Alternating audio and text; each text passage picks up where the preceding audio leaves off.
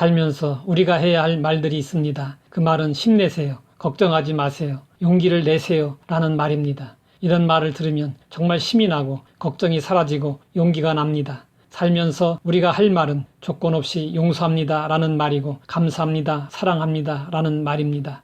이런 말을 들으면 정말 감격스럽고 마음이 푸근해지고 행복해집니다. 그러면 우리는 이 좋은 말들을 얼마나 자주 하면서 살고 있습니까?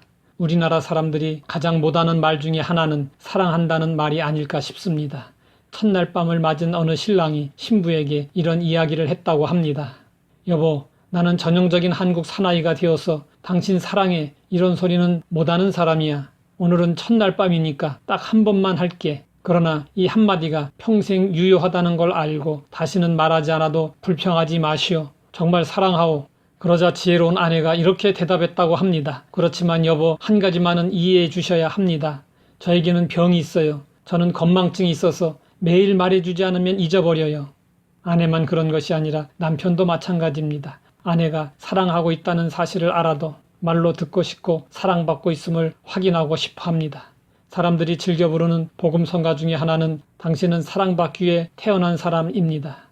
언제 들어도 기분 좋은 노래입니다. 생일 축하곡이나 결혼식 축가로도 많이 불리는 이 노래는 종교를 불문하고 많은 사람들이 알고 있습니다. 교회에 다니지 않는 사람들도 이 노래를 좋아합니다.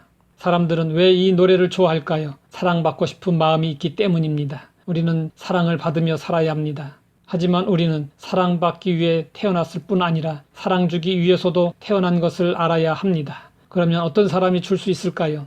사랑은 받은 사람만이 줄 수 있습니다. 우리가 하나님으로부터 말로 다할 수 없는 큰 사랑을 받고 있음을 알면 우리는 주는 사람이 될 수 있습니다. 성경은 우리를 향한 하나님의 사랑의 고백을 들려주고 있습니다. 우리를 어떻게 사랑하시는지 보여주고 있습니다. 성경은 말씀하고 있습니다. 내 하나님 여호와는 소멸하는 불이시요 질투하는 하나님이시니라. 사람들은 하나님을 거룩하게만 생각하기 때문에 하나님이 질투하신다는 것은 생각조차 못합니다. 그러나 성경은 질투하시는 하나님이라고 말씀하고 있습니다. 질투라는 말은 거룩하신 하나님을 표현하는데 적절하지 못한 말입니다. 그런데 하나님은 왜 거룩한 이미지를 손상시킬 수 있는 이 단어를 사용하도록 하셨을까요? 질투라는 용어가 아니면 하나님의 마음을 우리에게 인상 깊게 전해줄 수 없기 때문입니다. 나와 비슷한 수준의 사람이 잘 되는 것을 보면 그것을 시기하고 질투해서 차마 보지 못할 때가 있습니다. 이것은 잘못된 질투입니다. 그런데 좋은 질투도 있습니다. 남편이 아내를 뜨겁게 사랑하면 자기 아내가 다른 남자 사랑하는 것을 두고 볼 수 없습니다. 아내도 남편을 진심으로 사랑하면 자기 남편이 다른 여자 사랑하는 것을 그냥 지켜볼 수 없습니다. 성경은 말씀하고 있습니다. 너를 지으신 이가 내 남편이시라. 그의 이름은 만군의 여호와이시며. 성경은 하나님과 우리 성도와의 관계를 남편과 아내로 비유하고 있습니다. 하나님은 왜 질투하실까요? 우리를 진정으로 사랑하시기 때문입니다.